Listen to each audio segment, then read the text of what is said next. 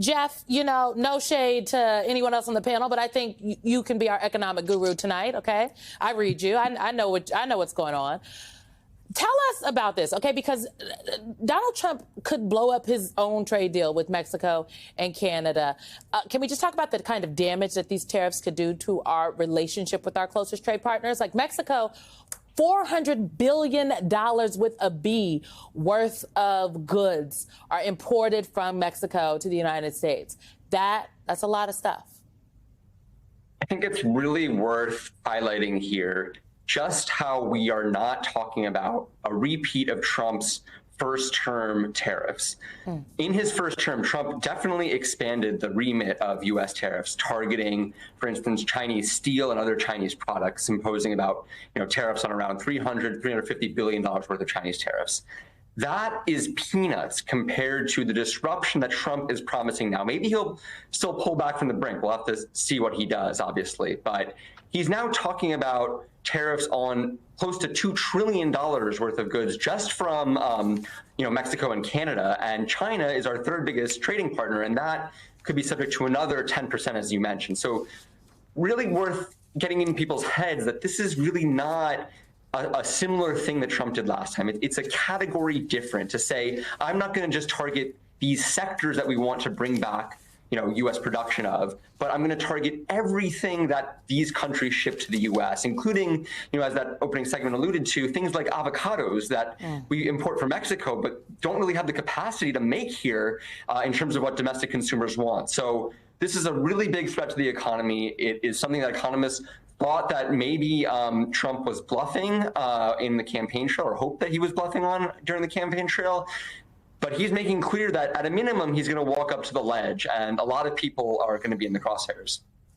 John, let's dig a little deeper on this. Let's do a little fact check, actually, about how fentanyl crosses into the United States, because that is one of the things that the president-elect has said this is about. It's about fentanyl, and it's about the crossings of undocumented people not at ports of entry. So in March, NBC News, they reported more than 95% of the fentanyl seized at the border was brought in by personal vehicles driven by, guess what? United States citizens. In August, the Libertarian Cato Institute published numbers showing that from 2019 to 2024, 80% of those caught with fentanyl during border crossings, again, were U.S. citizens. Plus, illegal border crossings are on track to actually hit a new Biden-era low. So if those are the facts, then what is this all about? Well, I think, number one, the president-elect is not always concerned with the facts. Obviously, the demand drives the use of fentanyl here. You hear Molly because it's like, correct, okay, yeah, it seems kind of crazy, but it's true. Yeah, so I mean, look, I think the president wants to find ways to cast China as America's enemy. I think there are any number of ways to cast China as America's enemy, or certainly America's adversary. They do not act in a friendly way toward us, and this is one that he's picking a fight on. And look, the reason he's picking a fight on it more than anything else is that we have had this huge fentanyl problem in the U.S. and people are looking for solutions. So he is offering what he says is a solution. But again, we're talking about an addictive substance here. The demand is the bigger driver than the supply. If people didn't want it here, bringing it in here wouldn't lead to more fentanyl deaths because people wouldn't be using it. So I think he's making a sort of symbolic gesture here. I don't know how much what he does in this case is actually going to make a difference.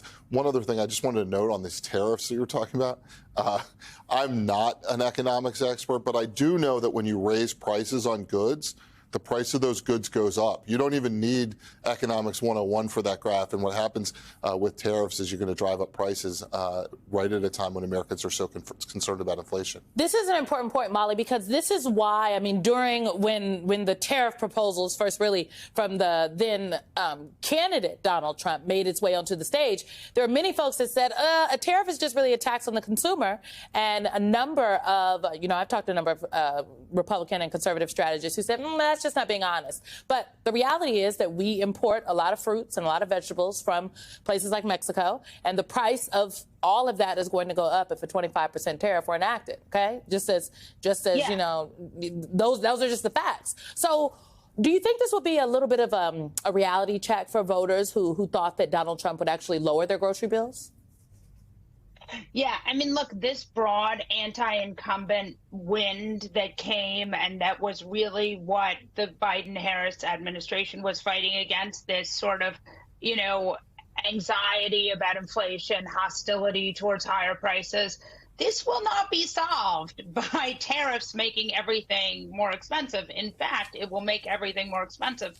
And I think it's interesting, you know, during the campaign, Trump really couldn't answer how he was going to make things less expensive.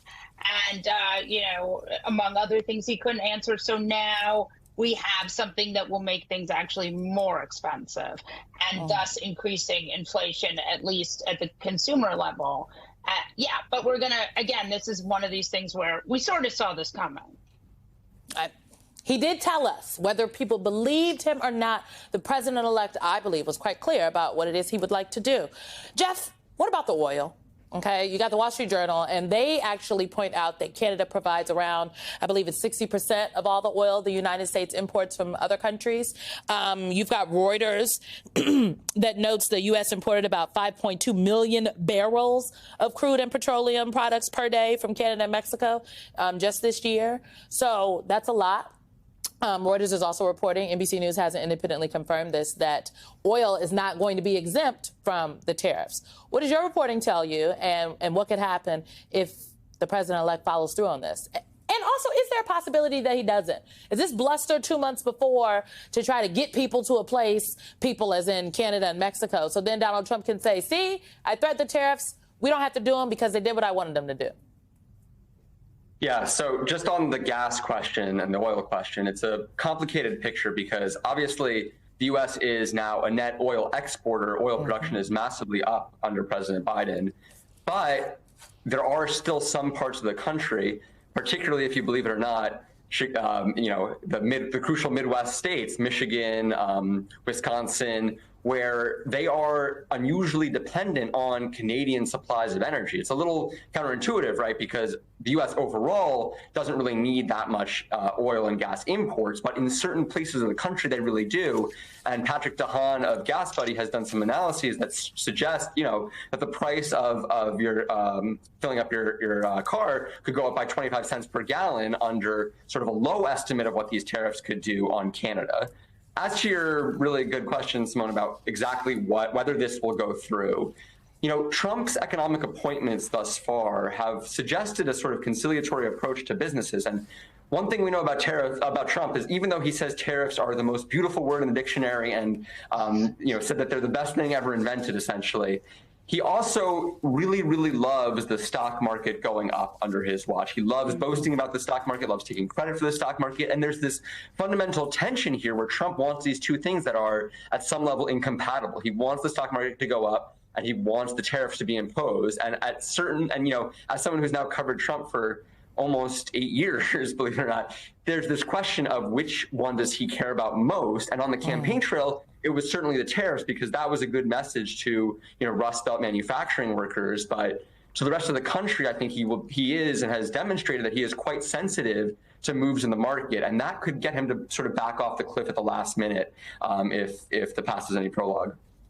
Yeah, the Dow Jones Industrial Average I'm reading here and other major stock indexes, they traded mixed today, John, as Wall Street digested the news. So tariffs were one of the big promises that the president-elect made on the campaign trail. The other big promise he made was about mass deportations and that they would start on day one. And you've got his incoming border czar, LOL, the border czar is now a real thing, actually, Tom Homan, who was at the border today. He was in Texas with Governor Greg Abbott, Texas governor, in Eagle Pass, Texas, to talk about it. What was your takeaway from what we saw today with Governor Abbott and Tom Homan? I mean, I think President-elect Trump is extremely serious about mass deportations and trying to effectuate that. I think it'll be a difficult thing to do. I think if he is able to do it, it'll cause all sorts of social disruptions, including some economic disruptions that may not be what he wants to reap. But at the same time, I think he's super serious about it. Look, these are issues that he's been talking about not just for the last 4 years, not just for the last 8 years, but in some cases like tariffs, if you want to zoom out a little bit, he's been talking about for 40 years. The man's got a plan. I think he's going to try to execute it. And more than just, Homan and Governor Abbott in Texas, I think everybody's going to want to keep their eye closely on Stephen Miller, one of his very close policy aides who's going into the White House to kind of ride herd on this policy. I mean, he will be the deputy chief of staff for policy, and that's a very powerful position in the White House. You can implement a lot of different things. And Stephen Miller is a true believer, as much of a true believer as anybody that we've seen in government in recent years in terms of being an ideologue about a particular issue. This is something he believes he has to implement, and they're going to want to show voters that they've done it. Donald Trump's base is going to be disappointed if they don't see the effects of having, and not just his base. I mean, he obviously won some people outside his base, too. They're going to be disappointed if they don't see that. And like I said before, I think the actual implementation of it will create results that may not be politically palatable.